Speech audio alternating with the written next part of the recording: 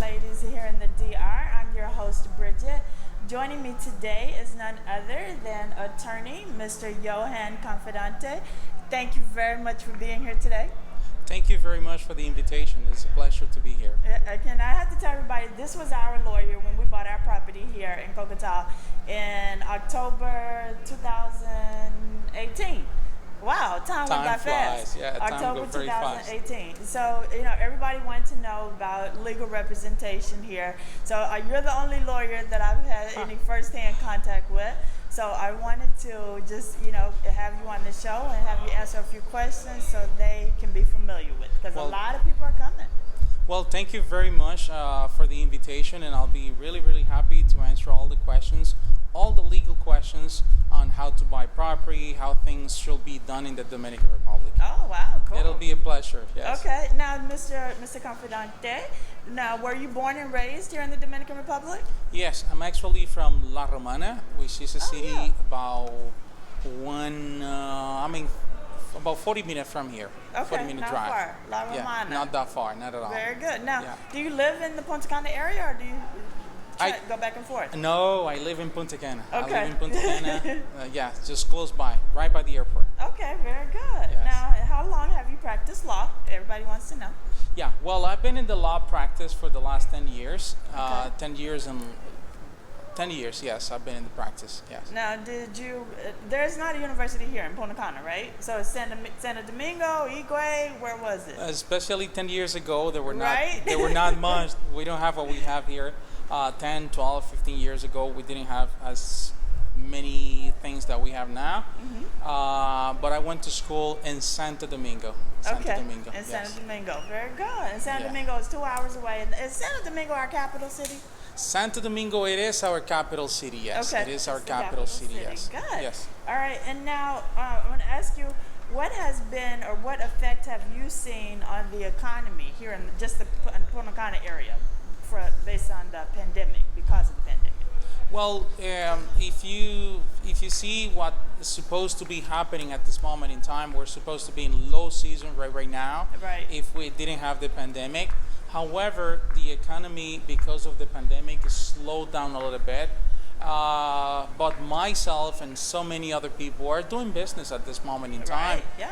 Because we have so many people that are still looking for a second home, some people that are paying attention to the business opportunities that are actually generated because of the pandemic. Right. So there is a lot of people trying to buy property, paying attention to the business opportunities, like people selling their houses, selling their condos because of some specific circumstances, and we're busy. We're busy. We don't have too many tourists in the area, Right. like a huge occupancy, but we are doing business. Very good. That's what I told everybody. And I know because people have been messaging me and asking the questions. And I think the pandemic woke a lot of people up along with everything that's going on with race relations in the U.S.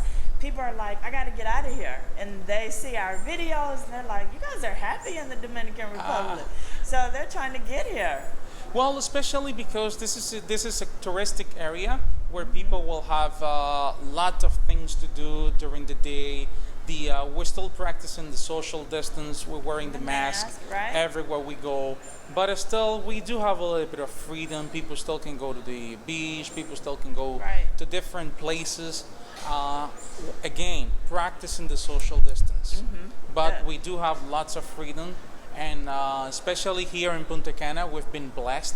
We don't have this huge number of cases. Right. I think that the pandemic is it is under control here in Yeah. the touristic area. That's what I said. In this Yeah. area, it is under control, and people are really mindful, of Yeah. the whole pandemic. They're very mindful. And we're going to drop off some water here. Thank you. Appreciate it. Thank you. So, I love and respect that because the people in this area, everywhere we go, they have on masks. And sometimes we're out and about just in this area without our masks because we're riding our bikes and exercising. Yeah. We can't do it with the mask on. But I feel like we're far enough from everybody, so, we don't Yeah, do it. and that's the most important. If you're far enough, if you're practicing the social distance, then you can probably do some activities without wearing a mask. But once you're gonna go close to other people, this is when you definitely need to wear a mask. And I'm very proud of what I'm seeing here.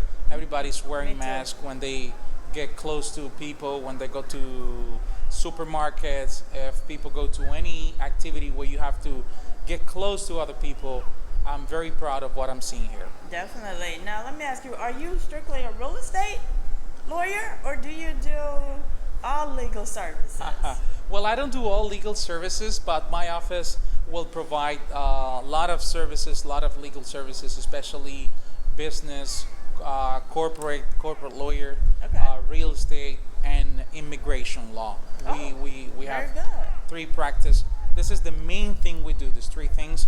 On top of that, we have an accountant department, which is going to run all the tax advising for investors and all that. Okay. Oh, wow. I didn't know that. Yeah, we so that's run really that. good. Yeah. Okay, so then tell us, advice to expats when buying property here. Everybody's been asking me. I can only share my experience. So you've seen a lot of cases, a lot of situations. So give them some advice. Well, number one thing that everybody needs to pay attention when buying a property is to make a very, very good title search, making sure that there is not any problem that might affect the property or the seller that might prevent you from getting the property transferred to the buyer's name.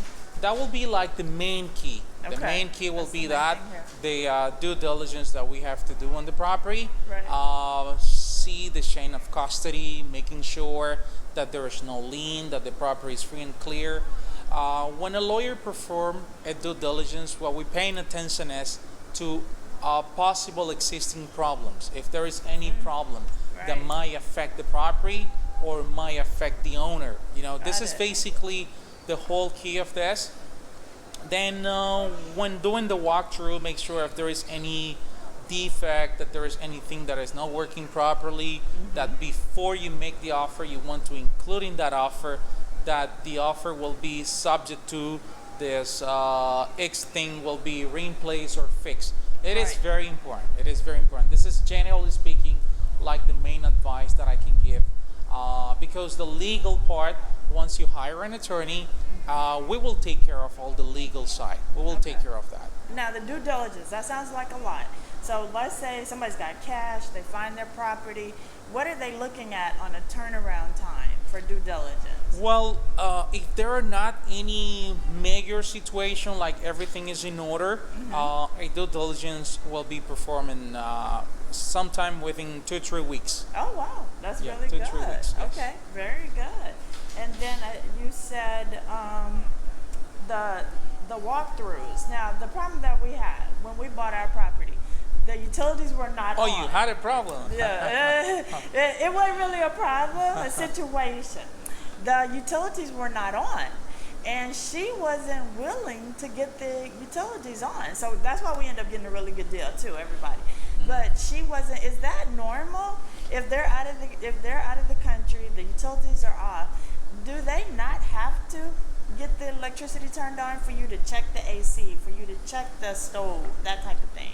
Yeah, sometimes you buy a property and one of the seller condition is that they sell the property as is. As is. If this is the case when you buying a property as is, if the AC is not working properly, it's your own responsibility. Right. Now, if you put the condition that you're buying the property subject that all appliances and every equipment in the apartment or house is working properly, then they need to fix it. Right. Now, when it comes to the service, especially electric service, it is supplied by a private company. And that private company here is called SEPEM. Right. No buyer wants to be involved in the contract that they're not the owner of that house. Right. This is why some people, when they just want to sell their property, they know that they will not live on the property anymore. They just have it for sale. Then they will have the service down, you say? Off? Cut off. They will have them cut off. And then it's the new owner's responsibility to sign the new contract with the electric company. Right. And this is very important because when the services are cut off and the property is for sale, there will be no chance that you will get the service before before signing contract or any particular agreement that you will get an express authorization from the seller in order to connect the electric or any other service. Oh, wow. Okay, and tell people if there's any possibility that foreigners can get a mortgage here in Punta Cana. Absolutely, yes. The answer to that is yes. There are so many banks, and every day more banks are working with foreigners. They will do credit checks, and you will have to provide some information as source of income and things like that. But definitely yes. The answer is yes. Foreigners will be eligible to apply for a mortgage in the Dominican Republic. And are they going to double that interest rate for foreigners versus Dominicans? Not really. That is a great question. Yeah. Foreigners versus Dominican, law establishes that we have same rights and obligation. Okay. So there will not be any difference in terms of the rate. Foreigners versus Dominican. There will be no difference at all. All right, Facebook, expats in the DR, expats living in the DR. You all put this question on there a million times all the time, and everybody gives the wrong answer. Yeah. And so now you heard it from a legal authority here in Punta Cana. So that question is answered. We hope not to get it again. Okay, next question, last question. Yeah, and just to make sure, the most important branches, bank branches of the Dominican Republic will work with foreigners. I don't want to give any name here, but definitely yes, the most important ones, they will. Bigger banks. Yeah, the bigger ones, they will definitely work with foreigners. Y'all Definitely, heard it. yes. Yeah, that's good. Yeah. So if you don't want to empty your bank account and come pay cash and buy property, you want to finance, we have that option, and they are not going to double the interest rate just because you're a foreigner. Absolutely. All right, good. Absolutely. Okay.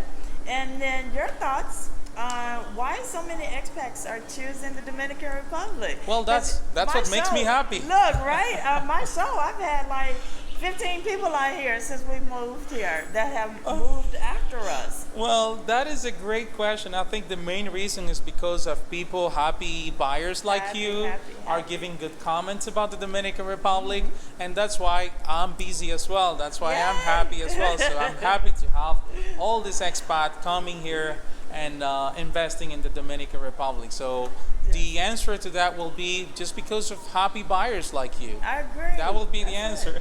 That is true. Yeah. And now I see they're constantly building, even though we're in a pandemic. Nothing's stopping. So Dominicans are saying you guys are very, very optimistic that things are going to be back to normal soon. Well, we definitely are very optimistic, but we have good reasons to be optimistic. Number one, the Dominican Republic was one of the most growing economy in the whole area. So it is a good reason to be optimistic. And we're expecting to have 10 millions of tourists in the very early future. And 2019, we had over 7 millions of tourists, meaning that this is a huge number, and it's going up. It's going up every day, and we're working very hard to continue to have more and more and more tourists and investors coming to the Dominican Republic. That is awesome. You know, that all my questions. I'm not going to keep you any longer. I know you're busy. I just want to say thank you so much for being here, and I'm going to put his information up because like I said, I have so many people that are looking into buying property that's coming, and I just want them to be able to, use a lawyer that I'm happy to refer. Thank you for your comment, and thank you very much for the invitation. And if there is any other question that for some reason we didn't answer in this video, I'll be more than happy to give any other answer.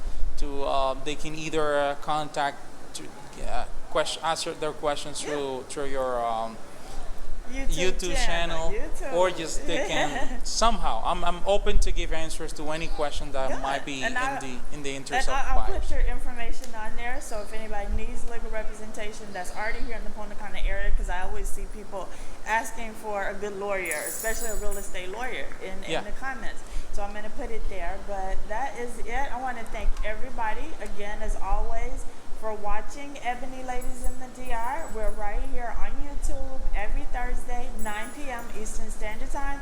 And please don't forget to hit like, subscribe, and share. And I would appreciate it. Until next time, you guys take care. Don't forget to wear your mask, sanitize, social distance, all of the above.